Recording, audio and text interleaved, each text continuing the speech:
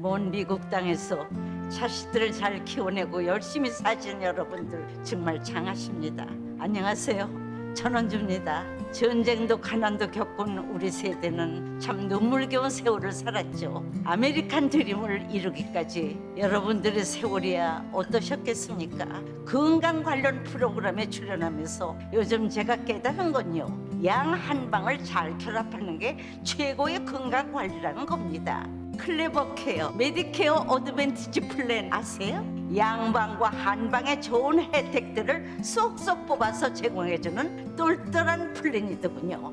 우리 한인의 건강 문화도 이해하고 실력 있는 한국 의사와 전문의를 척척 연결해 준다니 얼마나 똘똘합니까? 이제 우리도 똘똘한 클레버 케어 플랜으로 150까지만 사십시다.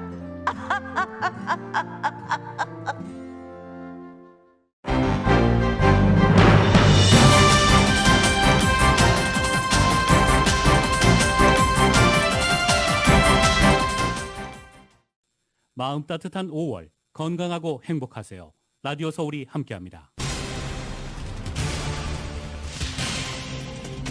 2박 3일 일정으로 한국을 찾은 바이든 대통령이 첫 일정으로 평택 삼성 반도체 공장을 찾았습니다. 한미 정상은 공동연설에서 첨단 기술과 공급망 협력에 기반한 경제, 안보 동맹으로 나가겠다는 의지를 밝혔습니다. 한미정상회담은 오늘 90분간 진행될 예정입니다. 이후에 기자회견, 회담 결과를 발표하고 이어지는 환영 만찬에는 주요 그룹 총수를 포함해 기업인들이 함께할 예정입니다. 방한 일정 후 바이든 대통령은 일본을 방문합니다. 일본에서는 미일 정상회담과 쿼드 정상회의까지 막바지 준비가 한창입니다. 바이든 대통령이 한일 순방을 통해 영향력 확대에 나서자 중국은 다른 나라를 희생해 자국의 안전을 추구한다면 새로운 위험을 초래한다며 미국에 대한 견제에 나섰습니다. 전국의 코로나 바이러스 확진자 수가 2월 이후 처음으로 20만 명을 넘었습니다. 누적 사망자 수는 100만 명을 넘었습니다.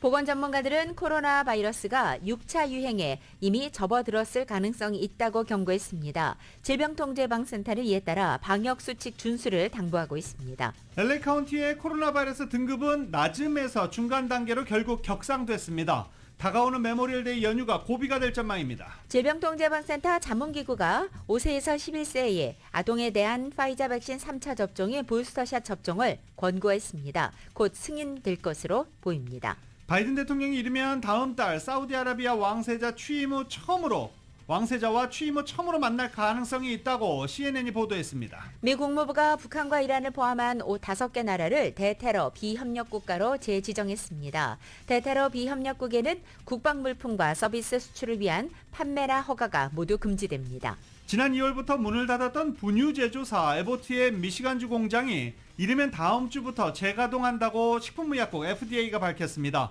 하지만 분유가 마켓에 도착할 때까지는 두어 달이 걸릴 것으로 보입니다. 주로 아프리카 지역에서 발생을 했던 감염병 원숭이 두창이 최근 유럽 등으로 확산되고 있습니다. 한덕수 국무총리 후보자에 대한 임명 동의안이 지명 47일 만에 국회 본회의에서 가결됐습니다. 당초 부결 입장이 우세했던 민주당은 경론 끝에 찬성으로 당론을 정했습니다. 6일 지방선거의 최대 승부처로 꼽히고 있는 경기지사 선거전에서 국민의힘 김은혜 후보의 KT 취업 청탁 의혹을 두고 여야의 비방전이 날로 격화되고 있습니다. NBA 플레이오프 동부조 결승에서 보스턴 셀틱스가 마이애미 히트를 127대 102로 꺾고 시리즈 전적 1승 1패 동률을 만들었습니다. 토론토 블루제이스의 류현진 선수가 오늘 오후 4시 신시내티와의 경기에 선발로 출전합니다. 류현진 선수의 올 첫 승이 기대됩니다. 상승 출발했던 오늘 뉴욕 증시 전부 다 하락세로 돌아섰습니다. 원달러 환율은 1268.1원으로 마감했습니다. 남가주 오늘 대체로 흐린 가운데 한인타운 낮 최고 기온 67도로 예상됩니다. 이 시간 주요 뉴스는 공항에서부터 목적지까지 모바일 체크인과 첨단 공기순환 시스템을 통해 보다 안전한 기내 환경과 여행을 제공합니다. 아시아나항공 제공입니다. 여러분 안녕하십니까? 김윤정입니다. 안녕하십니까? 유지승입니다. 2022년 5월 20일 금요일 라디오서울 모닝뉴스 2부입니다.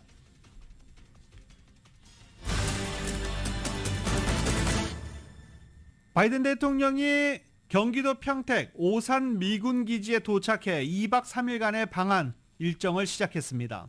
바이든 대통령이 지난해 1월에 취입한 뒤 한국을 방문한 것은 이번이 처음입니다. 미국 대통령의 방한은 2019년 6월 트럼프 전 대통령의 두 번째 방한 이후 약 3년 만입니다. 또 이달 10일 윤석열 대통령이 취임한 지 열흘 만이기도 합니다. 첫날 일정을 마친 바이든 대통령은 서울 숙소에서 묵었고 첫날 일정을 그렇게 마무리를 했습니다. 그리고 방한 이틀째인 내일은 한국 시간 내일, LA 시간으로는 잠시 뒤가 되겠죠. 국립 서울 현충원을 찾아 헌화한 뒤 용산 대통령실 청사에서 윤석열 대통령과 첫 한미 정상회담을 할 예정입니다. 회담은 청사 집무실과 접견실에서 소인수회담, 환담, 확대 회담 순서로 90분간 이어지며 이후 지하 1층 강당에서는 한국과 미국 언론을 상대로 한 공동 기자회견도 열릴 예정입니다. 두 정상은 이 회견에서 한미 공동선언을 발표할 예정입니다. 회담 뒤에는 인근 국립중앙박물관에서 윤 대통령이 주최하는 환영 만찬이 열립니다.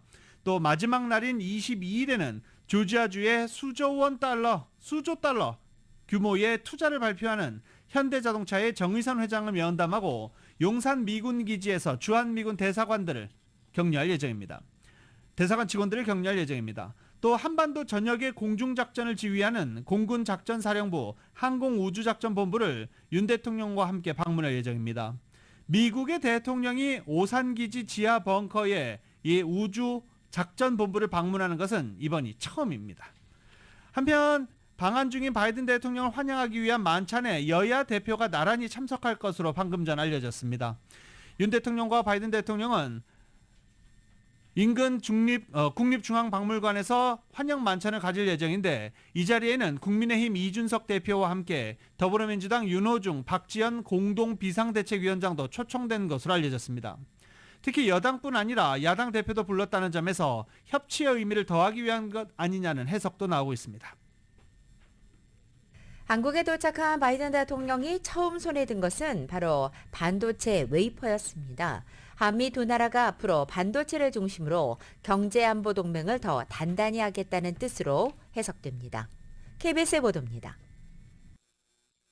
바이든 대통령이 미국 대통령 전용기 에어포스 1에서 내립니다. 취임 후 첫 방한입니다. 우리 쪽에선 박진 외교부 장관이 직접 활주로에 나가 영접했습니다. 반도체 공장에서 바이든 대통령을 맞이하고 생산시설을 함께 둘러봤습니다. 오늘 바이든 대통령께서 방한의 첫 일정으로 세계 최대 규모의 삼성 반도체 평택 캠퍼스를 방문하신 것을 매우 뜻깊게 생각합니다. Congratulations again on your election. Congratulations. And explore ways to take the alliance between the Republic of Korea and the United States to even greater heights than it already exists. 내일 오후에는 서울 용산 대통령 집무실에서 윤 대통령 취임 후 첫 한미 정상회담이 90분가량 진행됩니다. 회담에선 북한의 핵 미사일 문제를 먼저 논의하고 이어 확대 회담에서 기술 동맹을 통한 경제 안보 강화 방안을 논의합니다. 한미 정상은 공동 기자회견으로 회담 결과를 발표한 뒤 국립중앙박물관에서 열리는 환영 만찬에 참석합니다. 양국 정부 주요 인사와 주요 그룹 총수 등 기업인들도 만찬 자리를 통해 친교를 다질 예정입니다. 한미 동맹 관계도 더 튼튼해지고 더 넓은 범위를 포괄하는 그런 동맹으로 가는 계기가 될 것이라고 생각합니다. 바이든 대통령은 모레 윤 대통령과 함께 경기 오산 한국항공우주작전본부를 방문한 뒤 2박 3일 방한 일정을 마무리하고 일본으로 떠납니다. KBS 뉴스 박민철입니다. 바이든 대통령은 가장 먼저 이 군사기지가 아닌 이 반도체 공장을 둘러봤습니다. 그리고 윤석열 대통령과 함께 연설에 나서기도 했습니다. 두 정상은 특히 기술과 공급망 부문에서 협력할 것을 강조했습니다. KBS입니다. 세계 최대 규모의 반도체 공장 삼성 평택 캠퍼스에서 손을 맞잡은 한미 정상. 이재용 삼성전자 부회장이 안내하고 진아 러몬도 미국 상무장관이 뒤따랐습니다. 3나노 최첨단 반도체 생산 설비를 둘러본 양국 정상은 나란히 서서 반도체 동반자 관계를 강조했습니다. 반도체가 갖는 경제 안보적 의미는 물론 반도체를 통한 한미 글로벌 포괄적 전략 동맹의 의미를 되새길 수 있는 좋은 기회가 될 것입니다. I've just seen how this plant makes the most advanced semiconductor chips in the world. They're a wonder of innovation, design, precision, and manufacturing. 윤 대통령은 한미동맹을 기존 군사안보에서 경제안보 동맹으로 발전시켜 나가자고 했습니다. 오늘 방문을 계기로 한미 관계가 첨단 기술과 공급망 협력에 기반한 경제 안보 동맹으로 거듭나기를 희망합니다. 바이든 대통령은 국가안보는 가치관을 공유하고 신뢰하는 국가 사이에서 더욱더 보호를 해야만 하는 것이라고 화답했습니다. So this is the moment, in my view, to invest in one another, to deepen our business ties, to bring our people even closer together. 내일 정상회담에선 미국 주도의 경제안보 협의체인 인도태평양 경제 프레임워크에 우리가 참여하는 문제가 논의될 전망입니다. 양국 정상은 또 회담에서 소형 모듈 원전 등 차세대 원전 기술 협력도 공식화하며 기술 동맹 정립에도 속도를 붙일 계획입니다. KBS 뉴스 강병수입니다. 윤석열 대통령은 22일까지 한국에 머무는 조 바이든 대통령과 사흘 동안 밀착 행보를 펼치게 됩니다. 바이든 대통령은 들으신 대로 어제 오후 5시 23분경 전용 공군기 에어포스 원 편으로 오산 공군기지에 도착하자마자 삼성 반도체 평택 캠퍼스로 향했습니다.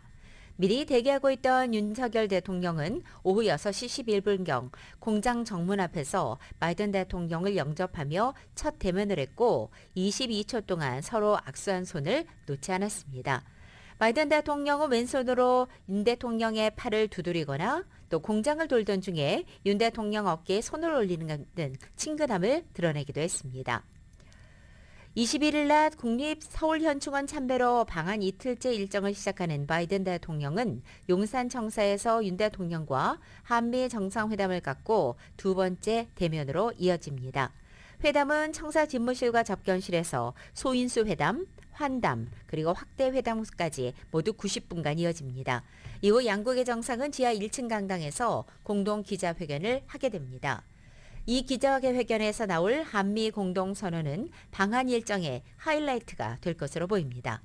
회담 뒤에는 인근 국립중앙박물관에서 윤석열 대통령이 주최하는 환영 만찬이 열리고 국내 주요 그룹 총수와 6대 경제단체장도 참석할 예정입니다. 바이든 대통령이 윤 대통령 부인인 김건희 여사와 잠시 인사를 나눌 가능성도 있습니다.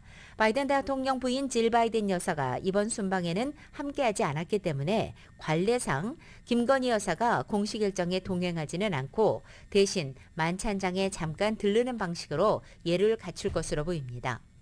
마지막 날인 22일에는 양국 정상이 한반도 전역에 공중작전을 지휘하는 공군작전사령부 항공우주작전본부를 함께 방문합니다. 북한의 잇따른 도발 속에 연합방위의 상징성이 있는 곳을 찾아가서 공고한 한미동맹을 과시하는 한편 대북 경고 메시지를 발신하려는 의도라는 해석이 나오고 있습니다. 이렇게 윤 대통령은 이후 오산 미군기지에서 두 번째 순방지 일본으로 출발하는 바이든 대통령을 환송하면서 2박 3일간의 동행 일정을 모두 마무리 짓게 됩니다. 주요 외신들도 바이든 대통령의 첫 방한을 주요 기사로 타전하고 있습니다. 로이터 통신은 이번 순방을 바이든 대통령이 아시아권에서 중국의 영향력 확대에 대응하고 한국, 일본과 경제적 유대를 강화할 수 있을 것이라고 전망하기도 했습니다.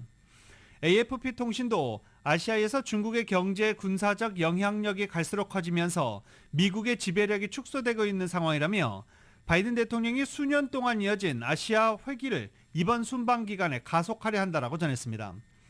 CNN은 취임 후 임기 절반은 우크라이나 전쟁에 할애했지만 바이든 대통령은 서방뿐 아니라 동방에도 집중할 수 있다는 사실을 동맹국들에게 보여주고 있다라고 보도했습니다. 포린폴리시 외교 전문지는 북한이 순탄한 순방을 방해할 수도 있다라고 우려했고, 워싱턴 포스트는 바이든 대통령이 정치 초년생 윤석열 대통령 입장에서도 중요한 외교력 시험대가 될 수 있다라고 진단했습니다. 조 바이든 대통령이 취임 첫 아시아 순방지로 한국을 찾아서 첫날 일정을 모두 마무리 지었습니다. 한국에 도착하자마자 첫 일정으로 윤석열 대통령과 함께 삼성전자 평택 반도체 공장을 찾아 시찰했고 또 향한 연설을 통해 한국의 협력 필요성을 역설하기도 했습니다. 글로벌 반도체 부족은 소비재, 특별히 자동차 부족을 초래하게 되고 전 세계적인 물가 상승의 원인이 되고 있다면서 러시아의 우크라이나 침공은 이 가치를 공유하지 않는 국가에 경제와 안보를 의존하지 않도록 중요 공급망을 확보할 필요성을 부각시켰다라고 말하기도 했습니다. 그러면서 필요로 하는 것을 동맹과 파트너로부터 더 확보하고 또 공급망 회복력을 강화하기 위해서는 한국처럼 가치를 공유하는 아주 밀접한 파트너와 협력하는 것이 중요한 요소라고 말하기도 했습니다. 바이든 대통령은 또 이 반도체를 미래 먹거리의 중요한 인프라이자 중국과의 전략 경쟁에서 놓칠 수 없는 핵심 산업으로 평가했습니다. 중국의 코앞까지 와서 한 첫 연설에서 한국의 강점인 이 반도체 산업에서 미국과 적극 협력할 필요성을 강조한 것이면서 중국을 겨냥한 것으로 볼 수 있습니다. 바이든 대통령은 앞으로 수십 년에 걸쳐서 미래와 또 세계의 상당 부분은 인도태평양에서 쓰여질 것이며 오늘날의 이 결정이 내일의 아이들에게 넘겨줄 세계에 영향을 미칠 변곡점이 될 수 있다고 말했습니다. 바이든 대통령은 또 한미동맹은 평화와 안정, 번영의 핵심 축이기 때문에 윤석열 대통령과 방한기간 또 앞으로의 몇 달간 논의해야 할 사안이면서 한미동맹의 중요성이 있다고 역설했습니다. 바이든 대통령은 이날 연설에서 삼성이 텍사스 테일러시의 파운드리 반도체 공장의 건립을 위해 170억 달러를 투자하는 사실을 거론하면서 삼성이 한미 양국 간 매우 생산적인 파트너십을 지속해서 확대하고 또 미국에 투자해줘서 감사하다며 수차례 감사의 뜻을 표시하기도 했습니다. 한국을 방문 중인 바이든 대통령, 하필이면 한국을 방문 중에 지지율이 나왔는데요. 역대 최저치입니다. 시카고대 여론연구센터는 미국의 성인 1,172명을 대상으로 조사한 결과 응답자의 39%가 대통령의 업무 수행을 긍정평가했습니다. 역대 최저치입니다. AP통신 조사에서는 바이든 대통령 지지율이 40% 밑으로 내려간 것 이번이 처음입니다. 특히 응답자의 10명 중 2명, 딱 2명만이 미국이 올바른 방향으로 가고 있다, 경제가 좋다라고 답한 것으로 나타났습니다. 사상 최악의 인플레이션, 이딴 총격 사건, 여기에 분유 사태까지 터지면서 중간선거를 앞둔 바이든 대통령의 지지율에 악영향을 미친 것으로 보인다고 AP통신은 분석했습니다. 러시아의 우크라이나 침공 이후 바이든 대통령 대응을 놓고도 긍정평가는 45%, 잘하지 못하고 있다라는 부정평가는 54%였습니다. 정치 전문 매체 더 힐은 물가 상승으로 바이든 대통령 지지율이 지속적으로 타격을 입고 있다며 유가를 비롯해 식료품, 항공료 등 전반적인 모든 가격이 급격히 상승한 데다 공급망 사태를 비롯해 분유 문제까지 터지면서 바이든 행정부가 골머리를 썩고 있다라고 지적했습니다. 라디오솔 모닝뉴스 2부 미국 소식은 오픈뱅크가 고객들의 따뜻한 성원에 힘입어 세리토스 지점을 오픈했습니다. 큰 나눔 실천의 앞장서는 오픈뱅크 제공입니다.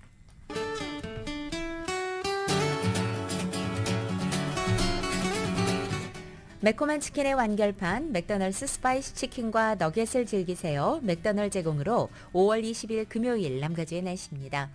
오늘 아침 출근길 남가주 하늘 보다 짙은 구름으로 덮여 있습니다. 간간히 빗방울 떨어지는 곳도 있습니다. 오늘 하루는 대체로 흐리겠고 오후 들어서 간간히 햇살이 교차하기도 하겠습니다. 오늘 낮 기온 어제보다 3도에서 6도가량이나 뚝 떨어져 대부분 지역의 낮 기온은 70도 내외를 기록하겠습니다. 토요일인 내일은 아침 한때는 흐리지만 오후에 맑아지는 패턴을 보이겠고 내일 낮 기온도 3, 4도가량 오르면서 70도 내외를 기록할 것으로 보입니다. LA 한인타운 오늘 낮 최고 기온 67도, 밤 최저 기온은 59도 예상됩니다. 오렌지 카운티 지역은 70도, 60도, 밸리와 일란드 암파이어 지역은 69도, 57도, 해안 지역은 64도, 58도로 예상됩니다. 한국은 오늘 전국이 대체로 맑고 덥겠습니다. 서울의 오늘 아침 최저기온 57도, 낮 최고기온은 78도 되겠습니다. 오늘의 날씨는 매콤한 치킨의 완결판 맥도널드 스파이시 치킨과 너겟을 즐기세요. 맥도널드 제공입니다. 라디오솔 모닝뉴스 2부 이 시간은 1250만 불 교통사고 최고 보상, 교통사고 전문 천재 변호사 리차드 호프만, 사람을 아름답게 세상을 아름답게 피부과학 셀리온, 메디케어 시니어를 위한 전문의 허가가 아주 빠른 한인 최고 최대의 서울 메디칼 그룹, 더 나은 세상을 만들어 보세요. 올뉴 기아 스포티지 X 프로, 소중한 고객의 꿈을 위해 고객과 함께하는 US 메트로은행 공동 제공입니다.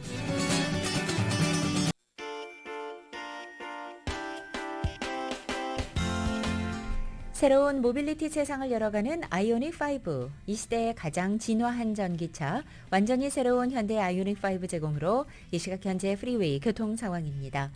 110번 노을선상입니다. 엑스포지션 블루바드로 내리는 지점 슬로레인에 이중 추돌 사고 있습니다. 5번 노을선상 텔레그라프 로드와 만나는 지점에도 이중 추돌 사고 있습니다. 405 사우선상입니다. 폴머 스트릿과 만나는 지점 이중 추돌 사고 있습니다. 110번 사우선상에서 오나원 노을스와 만나는 지점 히덴런 사고 있습니다. 105번 이스트 선상 크레인쇼 블루바드와 만나는 지점엔 고장 차량 한 대 멈춰 있습니다. 참고하시고 안전운전하시기 바랍니다. 새로운 모빌리티 세상을 열어가는 아이오닉5. 이 시대의 가장 진화한 전기차, 완전히 새로운 현대 아이오닉5 제공으로 이 시각 현재 프리웨이 교통 상황이었습니다.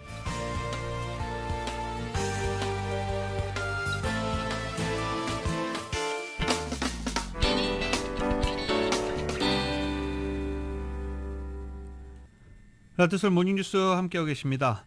LA 카운티의 코로나 바이러스 확진자가 꾸준히 증가하면서 위험도 단계가 결국 낮음에서 중간으로 격상됐습니다. 특히 학교 내 코로나 바이러스가 빠르게 확산하는 가운데 졸업 시즌이 시작됐고 메모리얼 데이 또한 다가오고 있어서 높음으로 격상될 가능성도 있다라는 우려도 나오고 있는 중입니다. LA 카운티 공공보건국은 19일 코로나 바이러스 신규 확진자 수가 4,725명을 기록했다고 밝혔습니다. 질병통제예방센터 CDC 카테고리 기준 코로나 위험 단계는 낮음에서 중간으로 격상됐는데 메모리얼 데이 연휴를 앞두고 또 많은 사람들이 이동하는 여름철을 앞두고 여름 휴가철을 앞두고 중간에서 높은 단계로 이동하는 것 아니냐라는 우려가 점점 더 커지고 있습니다. 보건국은 현재 입원 비율이 LA 카운티 보건국은 입원 비율이 인구 10만 명당 3.4명이고 코로나 환자가 차지하는 병상의 기준 아직 높지 않기 때문에 우려할 수준은 아니다라고 애써 진정시키고 있습니다. 하지만 카운티 보건국은 실내에서 마스크 착용의 중요성을 다시 한번 강조하고 방역 수칙 준수를 또 강조했습니다. 미국의 질병통제예방센터 CDC 자문기구가 5세에서 11세 아동에 대한 파이자 백신 3차 접종, 즉 부스터샷을 권고했습니다. 뉴욕타임즈는 어제 이같이 전한 뒤에 로시아 월렌스키 CDC 국장이 예방접종 자문위원회의 권고에 따라 신속하게 승인할 것으로 보인다고 보도한 것입니다. 2차 접종 후 5개월이 지난 5세에서 11세 아동이 3차 접종 대상으로 그리고 면역저하 아동은 4차 접종을 할 수 있게 됩니다. 전문가들은 최근 미 전역에서 코로나 사태에 입원이 증가하는 상황에서 이 아동들을 보호하기 위해 추가 접종이 필요하다고 설명하고 있습니다. 뉴욕타임즈는 다만 부모의 상당수가 자녀의 코로나 백신 접종을 주저하고 있다며 2차까지 백신 접종을 마친 5세에서 11세 아동은 전체 3분의 1이 되지 않는다고 보도했습니다. LA 시장 선거에 나서고 유력 후보로 급부상하고 있는 릭 카루소가 한인 사회를 대상으로 한 홍보 활동을 펼치고 있어서 눈길을 끌고 있습니다. 릭 카루소 후보의 공식 선거 웹사이트는 3가지 언어 서비스가 제공되는데 영어와 스페니시 그리고 한국어입니다. 그리고 또 한인 매체들을 통한 광고의 빈도들도 다른 후보들과 확연한 차이를 느끼게 하고 있습니다. 또 이달 들어 유권자 가구에게 우편으로 홍보물을 보내기 시작했는데 인쇄 홍보물도 영어와 스페니시 그리고 한국어 이렇게 3가지 언어로 전하고 있는 것으로 전해졌습니다. 카루소 후보는 한인타운 시니어 및 커뮤니티 센터에서 열린 어버이날 잔치에도 참석해 한인 시니어들에게 인사를 하기도 하는 등 한인 표심 잡기에 적극적으로 나서고 있습니다. 다가오는 메모리얼 연휴와 또 여름방학 시즌을 맞아서 한인들의 관광 수요가 늘고 있다고 합니다. 이 소식은 이은 기자가 전해드립니다. 이달 말로 다가온 메모리얼 연휴와 여름방학 시즌, 로컬과 모국 방문길에 나서는 한인들로 타운 여행사들이 눈코 뜰 새 없이 분주한 상황입니다. 타운 관광사들에 따르면 다음 주말로 다가온 메모리얼 데이 연휴와 이달 말과 다음 초에 걸쳐 초중고교생들의 여름방학이 시작되면서 최근 한인들의 관광 문의가 급증했다고 전했습니다. 이번 메모리얼데이 연휴 기간 남가주 한인들에게 가장 인기 많은 관광지는 옐로우스톤, 러시모어, 엔텔롭밸리 등 자연 풍경이 느껴지는 여행지로 이들 코스는 벌써 예약이 꽉 찬 상황이라고 업계는 전했습니다. 사무관광의 신영인 부사장은 한인들이 장기화된 팬데믹의 그늘에서 벗어나고자 하면서 본격적인 여행과 재충전의 시즌인 여름의 문턱에서 관광 수요가 폭발하고 있다고 설명했습니다. 오미크론이 수그러들면서 손님들이 지금 뭐 엄청 많이 관광에서 찾고 있거든요. 특히 또 이제 메모리얼 연휴기 때문에 이제 다 일하시는 분들이 연휴를 맞이해서 어디든지 이제 지금 가시고 싶어하는 마음이 너무 많으신 것 같아요. 그래서 신영인 부사장은 자연을 느낄 수 있는 관광지 외에도 캐나다, 하와이, 알래스카 등으로 관광 문의와 예약이 몰리고 있다고 덧붙였습니다. 하와이, 코스타리카, 뭐 캐나다 이런 항공 투어가 제일 인기가 많죠. 완전히 만석인 자리도 많아요. 지금 항공 투어는 뭐 캐나다나 알래스카 이런 데는 거의 다 마감이고요. 이런 코스타리카 이런 데는 지금 한 몇 자리씩밖에 안 남아 있고. 단 관광사들은 메모리얼데이를 전후로 학생들의 여름방학 또한 시작되다 보니 여름방학 기간 가족 단위 한인들의 관광 문의가 급증했다고 전했습니다. 여름방학을 이용해 여행을 떠나려는 한인들의 목적지는 대개 장기간 관광을 즐길 수 있는 모국 관광 혹은 유럽 여행에 관한 문의가 상당하다고 덧붙였습니다. 아주관광의 샘정 이사는 고급 관광의 경우 대개 한인 시니어층들이 선호하고 학생이 포함된 가족 단위의 한인들의 경우 아웃바운드로 유럽 관광에 관한 문의도 상당히 몰린다고 덧붙였습니다. 예, 모국 방문 같은 경우는 이제 좀 연세가 있으신 분들이니까 학생들 방학하고는 사실은 큰 상관이 없는 것 같아요. 제가 지금. 그렇죠. 시니어 분들이 이제 한국 한번 가봐야지 하고 가시는 분들이 뭐 대다수세요. 한 70-80% 이상. 최근에는 우크라이나 사태로 인해 일부 한인들이 유럽 관광에 관한 우려가 있기 때문에 전쟁 영향이 적은 영국, 스페인을 비롯한 서유럽 관광 상품을 준비하고 있다고 밝혔습니다. 스페인 쪽은 사실은 전쟁과는 큰 상관이 없어요. 북유럽이라든지 러시아에 붙은 나라, 뭐 폴란드라든지 이쪽으로는 조금 이제 신경이 쓰이지만 그리스, 터키, 서유럽, 스페인까지는 현재 한국행 비행기 이코노미 티켓은 기본적으로 2,000에서 3,000달러까지 가격이 솟아 있는 상황이라 서둘러 비행기 티켓을 알아보는 것이 바람직하다고 당부했습니다. 라디오 서울 뉴스 이윤입니다. LAPD가 한인타운 일대를 포함한 올림픽 경찰서 관할 지역 등 이번 주말 오늘부터 시작이죠. 대대적인 음주 및 약물 운전 단속을 펼칩니다.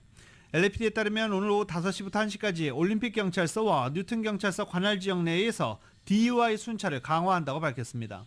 또 웨스트 LA 등에는 DUI 순찰뿐만 아니라 DUI 체크포인트도 만들어질 예정입니다. 이 발보아 블루버드와 노도프 스트리트 교차점 이쪽이면은 벤나이스 쪽이죠. 이 벨리 지역에는 DUI 체크포인트 역시 설치될 예정입니다. 내일 21일에도 단속이 계속 이어집니다. 오후 3시부터 11시까지 노스 헐리우드 지역에서는 DUI 순찰이 강화되고 알바라도 블루버드와 올림픽 블루버드 교차점, 임페리얼 하이웨이와 컴튼 애비뉴 교차점에는 체크포인트가 설치될 예정입니다. DUI는 술, 그리고 약물, 비처방 약물, 마리화나 모두 다 포함됩니다. 한인 첫 주택 구입자들이 많이 이용하는 LA시의 중상소득자 지원 프로그램의 무상지원금이 확장돼서 희소식이 되고 있습니다. 비영리 주택지원단체인 샬롬센터와 페이스에 따르면 LA시의 주택 커뮤니티 투자국이 제공하는 중상소득지원 프로그램 MIPA의 최대 무상지원금이 늘어난 것입니다. 지역 중간소득의 120% 미만인 경우 무상지원금이 기존 6만 달러에서 7만 5천 달러로 늘어났고 이 중간소득 150% 미만인 경우에는 기존 3만 5천 달러에서 5만 달러까지 상향 조정됐습니다. 또한 중간소득 80% 미만인 경우 최대 9만 달러까지 받을 수 있는 지원금은 변동이 없습니다. 이 MIPA 프로그램의 최대 장점으로는 구입 가격에 제한이 없다는 것입니다. 또 주로 저소득 프로그램 위주인 정부의 주택 보조 프로그램과는 달리 부부 연소득 14만 달러 이상의 중산층도 도움을 받을 수 있는 프로그램이어서 인기가 많습니다. 이번 지원금의 확대로 LA 지역에서 주택을 구입하는 바이어들이 큰 도움을 받을 수 있을 것으로 보입니다. 첫 주택 구입자나 또는 지난 3년 이상 주택을 소유하고 있지 않으면 신청할 수 있고 주택 구입자는 매입가의 1%만 다운페이로 확보하면 됩니다. 또 유자격자는 연방주택도시개발부로부터 승인을 받은 샬롬센터나 페이스 같은 단체로부터 8시간의 교육을 이수해야 합니다. 한인단체들은 MIP 기금이 선착순으로 배부되기 때문에 한인들은 가능한 빨리 신청하라고 당부하고 있습니다. 작년에 플러튼 힐크레스트 국립공원에 한국전 참전용사비를 건립한 한국전 참전용사 기념비 건립위원회가 미팅을 갖고 기념비를 이미 건립한 만큼 건립위원회를 해산하고 한국전 참전용사 기념비 위원회로 이름을 바꿔 출범하기로 했습니다. 위원회는 회장으로 노명수 씨를 선출하고 위원으로는 강석희, 안영대, 백이호, 박동우 등을 임명했습니다. 위원들은 향후 기념비 관리에 관련된 사항들을 결정하게 됩니다. 노명수 회장은 한인 커뮤니티와 한국 정부의 도움으로 성공적으로 참전용사 기념비를 건립한 만큼 이제는 기념비를 잘 관리해야 한다라며 많은 사람들이 방문하는 명소로 만들 것이라고 밝혔습니다. 기념비를 설명하는 안내판을 입구에 만들 것이고 기념비를 찾아오는 방문객들이 헌화할 수 있도록 화환대도 설치할 예정이라고 밝혔습니다.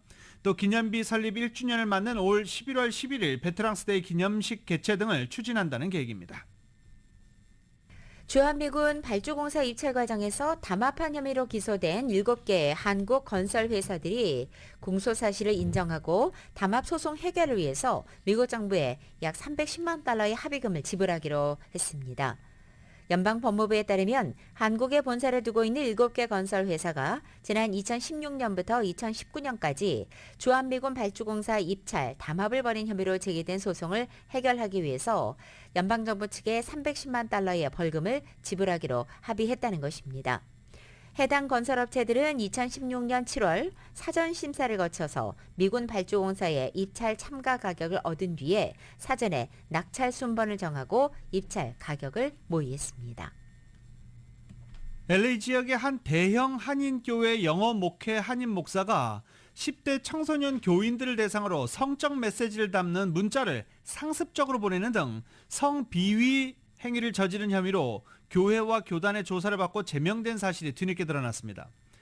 그런데 해당 교회 측은 피해 학생의 부모가 이 같은 사실을 문제 삼아 신고하자 결국 이 목사를 사임시키긴 했지만 다른 교회의 목회자로 옮길 수 있도록 추천서까지 써준 것으로 드러나 피해자 부모와 다른 학부모들의 분노를 사고 있습니다. 30년째 이 교회에 출석하고 있다는 한 부모는 청소년 자녀들이 또 다른 피해를 보면 안 된다는 생각에 문제를 제기할 수밖에 없다며 성비위 문제로 해고된 목사가 또 똑같은 문제를 일으켜 또 다른 피해자들이 나올 수 있는데도 불구하고 다른 교회로 옮길 수 있도록 추천서까지 써준 교회 측의 결정 도저히 이해할 수 없다라고 불만을 나타냈습니다. 라디오솔 모닝뉴스 2부 이 시간은 1250만 불 교통사고 최고보상, 교통사고 전문 천재 변호사 리차드 호프만, 사람을 아름답게 세상을 아름답게 피부과학 셀리온, 메디케어 시니어를 위한 전문의 허가가 아주 빠른 한인 최고 최대의 서울 메디칼 그룹, 더 나은 세상을 만들어 보세요. 올류 기아 스포티지 X 프로, 소중한 고객의 꿈을 위해 고객과 함께하는 US 메트로은행 공동 제공입니다.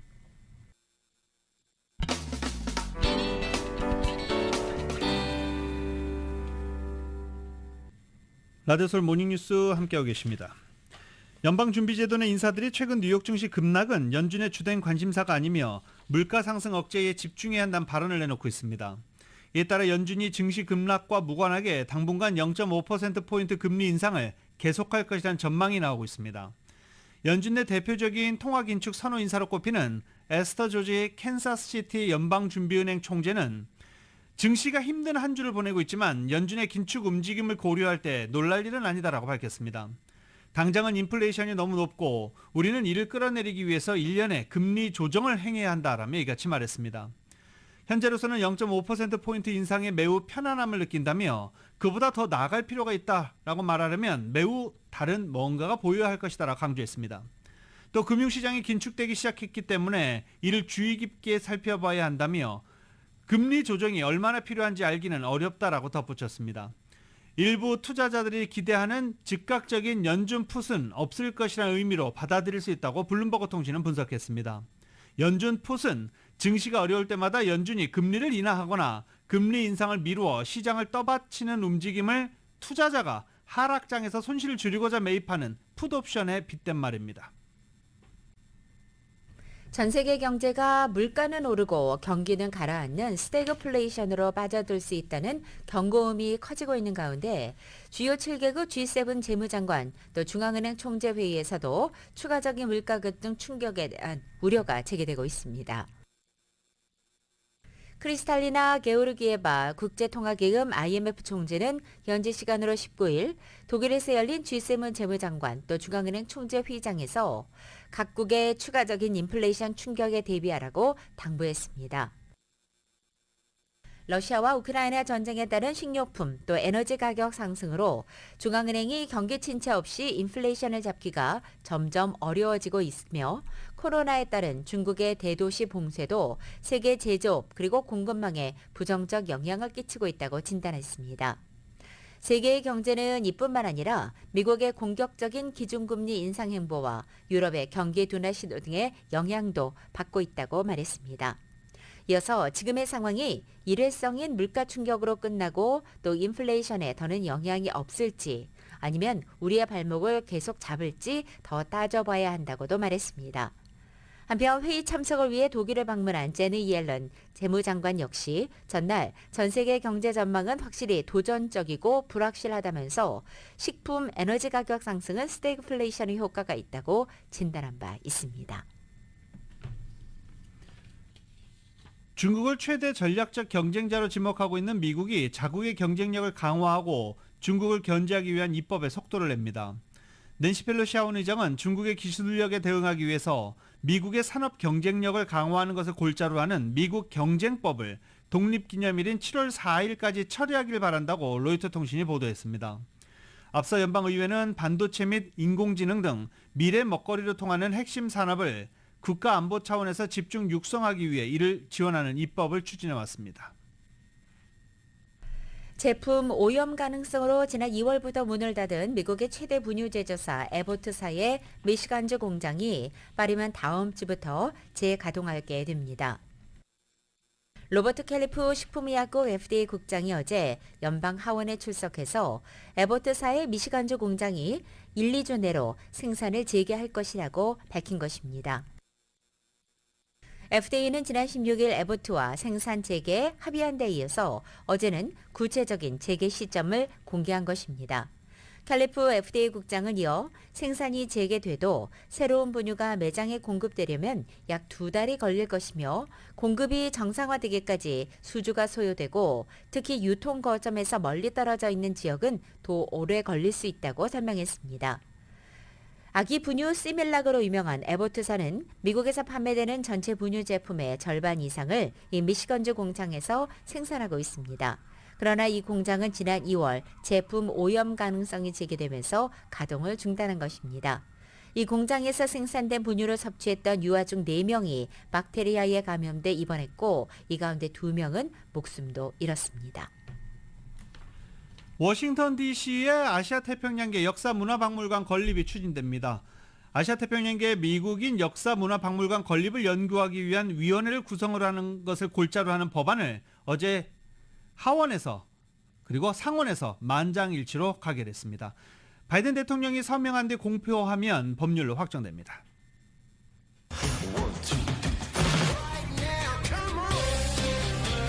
라디오솔 모닝뉴스와 함께하고 계십니다. 라디오솔 모닝뉴스 스포츠 소식입니다. 스포츠 소식은 전문가가 추천하는 이민법과 가정법 전문 제인정 종합법률사무소 제공입니다. NBA 플레이오프 어제 동부 컨퍼런스 결승 2차전이 열렸습니다. 어제 2차전에서는 보스턴 셀틱스가 마이애미 히트를 127대 102로 크게 꺾었습니다. 이틀 전 1차전에서 107대 118로 패한 보스턴은 승부를 1승 1패 원점으로 돌리고 홈 경기 3차전을 가벼운 마음으로 준비하게 됐습니다. 공교롭게도 마이애미나 보스턴은 각각 원정 경기에서 승리를 거뒀네요. 보스턴은 1차전에서 부상으로 결장했던 마커스 스마트가 24득점, 12개 어시스트를 기록했고 제이슨 테이텀이 27득점, 제일린 브라운이 24득점으로 공격을 주도했습니다. 한편 마이애미 히트는 지미 버틀러가 29점으로 열심히 뛰었지만 승리를 이기진 못했습니다.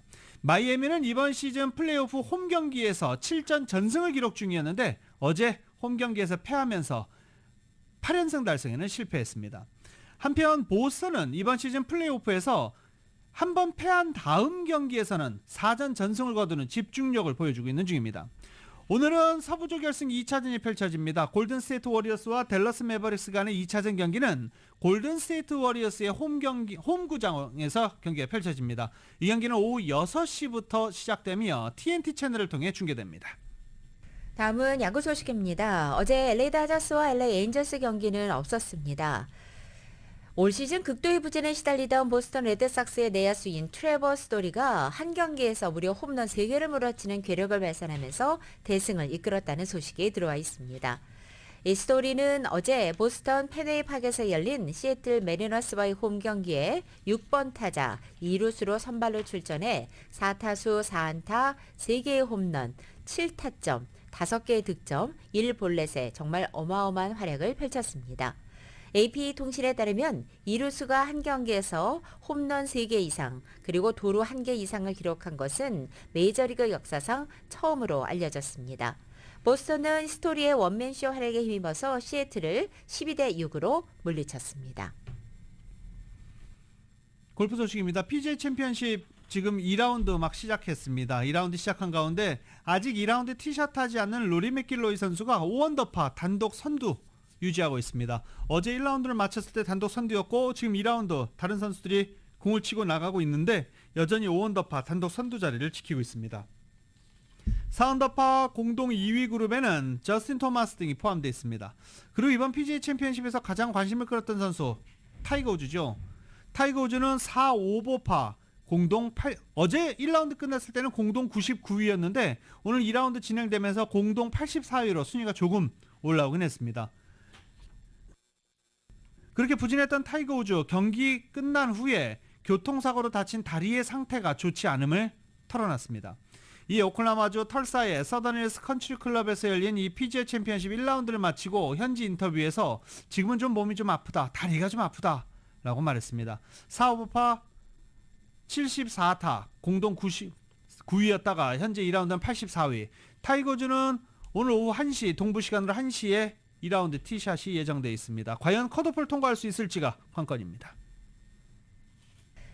11월에 막을 올리는 2022 FIFA 카타르 월드컵의 심판진이 공개된 가운데 한국 심판은 월드컵 본선에 3회 연속 한 명도 이름을 올리지 못했습니다.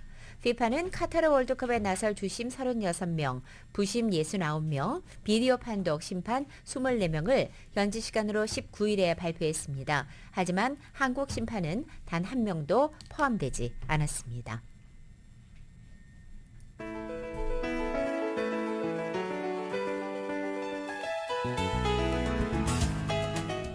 2022년 5월 20일 금요일에 전해드린 라디오솔 모닝뉴스 여기서 마치겠습니다. 지금까지 진행의 유지승, 김윤정이었습니다. 라디오솔 모닝뉴스 2부 이 시간은 1250만 불 교통사고 최고 보상, 교통사고 전문 천재 변호사 리차드 호프만, 사람을 아름답게 세상을 아름답게 피부과학 셀리온, 메디케어 시니어를 위한 전문의 허가가 아주 빠른 한인 최고 최대의 서울 메디칼 그룹, 더 나은 세상을 만들어 보세요. 올뉴 기아 스포티지 X프로, 소중한 고객의 꿈을 위해 고객과 함께하는 US 메트로은행 공동 제공이었습니다.